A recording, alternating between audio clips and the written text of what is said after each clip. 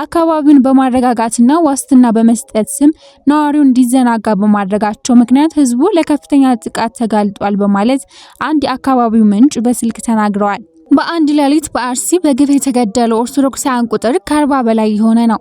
ቤት ንብረታቸውን ጥለው የተሰደዱት በ10 ሺዎች ይቆጠራሉ ተብሏል። ወደ ዝርዝሩ በኦሮሚያ ክልል ምስራቅ አርሲ ዞን በአሰኮ ወረዳ ከትናንት ግንቦት 23 ቀን 2018 ዓመተ ምህረት ጀምሮ በኦርቶዶክስ እምነት ተከታዮች ላይ ተነጣጥሮ በተሰነዘረ መጠነ ሰፊና አሰቃቂ ጥቃት እስካሁን የ37 ሰዎች ህይወት ማለፉን ለመሰረት ሚዲያ ከአካባቢው የደረሰው መረጃ አመላከተ።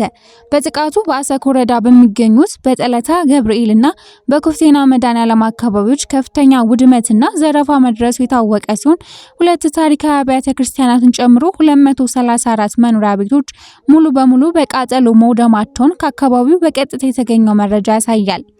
የጥቃት ግንቦት 4 ቀን ቀጥሎ የዋለ ሲሆን በወረዳው ስር በሚገኙ በርካታ ቀበሌዎች ውስጥ እጅግ የከፋ የተባለ ጥቃት እየተካሄደ መሆኑ ታውቋል። ለመሰረት ሚዲያ በደረሰው ወቅታዊ መረጃ መሰረት በትላንትናው ዕለት በዘዲቡ፣ በኤሬቻ ሚካኤል፣ በሱንቴ ማርያም፣ በቦግዶ አቦ፣ በሌንጫ ኦዳ፣ በጂሶና በኳስ ድሬ ቀበሌዎች ውስጥ ጥቃቱ ተፈጽሟል። የአካባቢው ነዋሪዎች ጥቃቱን በራሳቸው ኃይል መቋቋም የማይችሉበት ደረጃ ላይ ስላሉ እንዲሁም ንብረታቸውንና መኖሪያ ቤታቸውን የተቃጠለባቸውና ለህይወታቸው የሰጉ በርካታ ቁጥር ያላቸው ነዋሪዎች በአሁኑ ሰዓት ወደ ጫካዎች በመሰደድ ላይ እንደሚገኙ ታውቋል። ነዋሪዎቹ ቀደም ሲል ባላቸው አቅም ራሳቸውን ለመከላከል ጥረት ያደረጉ የነበረ ቢሆንም የመንግስት ካድሬዎች አካባቢውን በማረጋጋትና ዋስትና በመስጠት ስም ነዋሪው እንዲዘናጋ በማድረጋቸው ምክንያት ህዝቡ ለከፍተኛ ጥቃት ተጋልጧል በማለት አንድ የአካባቢው ምንጭ በስልክ ተናግረዋል። በዚህ ዙሪያ ዛሬ ማምሻውን የወጡ ተጨማሪ ዘገባዎች ደግሞ የዚህን ጥቃት መነሻና አጠቃላይ የጀርባ ታሪክ በተመለከተ ተጨማሪ ማብራሪያዎችን ይሰጣሉ። በአሁኑ ወቅት በአገሪቱ ያለው አጠቃላይ ትኩረት ወደ ሀገራዊ ምርጫው ማላቱንና በዚሁ ሳቢያ በአካባቢው የተፈጠረውን የጸጥታ ክፍተት የታጠቁ ኃይሎች እንደ ምቹ ሁኔታ በመጠቀም በጥቃቱ ላይ መሰማራታቸው ተገልጿል። ይህ በምስራቅ አርሲ ዞን በአሰኮ ወረዳ በሚገኙ አካባቢዎች በኦርቶዶክስ እምነት ተከታዮች ላይ ያነጣጠረው መጠነ ሰፊ ጥቃት በሀገራዊ ምርጫ ዋዜማና በእለቱ የታቀደ ይመስል የተፈጸመ መሆኑን መረጃዎች ያሳያሉ። በወረዳው ስር በሚገኘው ጠለታ ጨፋ ቀበሌ በተፈጸመው ጥቃት የኦርቶዶክስ እምነት ተከታዮች መኖሪያ ቤቶች በተለየ ሁኔታ እየተለዩ መቃጠላቸውና ከብቶቻቸውን ጨምሮ በርካታ ንብረቶቻቸው በታጣቂዎች እየተዘረፉ መሆኑ ተረጋግጧል።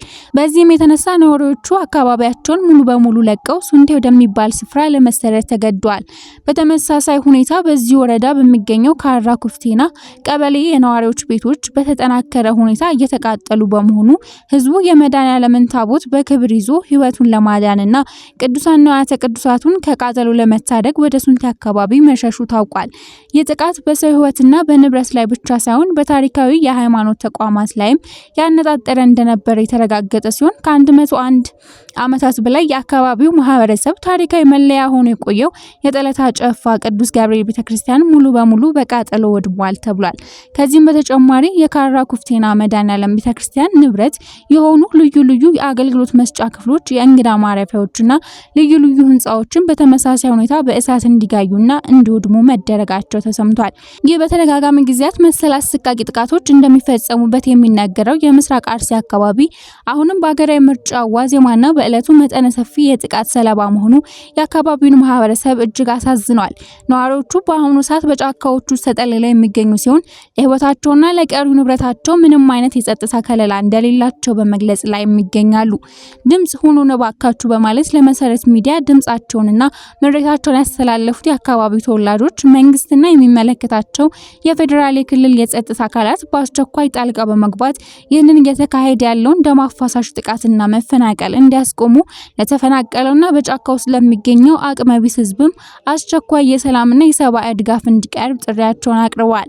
ነገር ግን በአንድ ሌሊት በአርሲ በግፍ የተገደሉ ኦርቶዶክሳውያን ቁጥር ከ40 በላይ እንደሆነና ቤት ንብረታቸውን ጥለው የተሰደዱት በ10 ሺዎች እንደሚቆጠሩ ዛሬ የወጡ መረጃዎች ያመለክታሉ። ምንጭ መሰረት ሚዲያ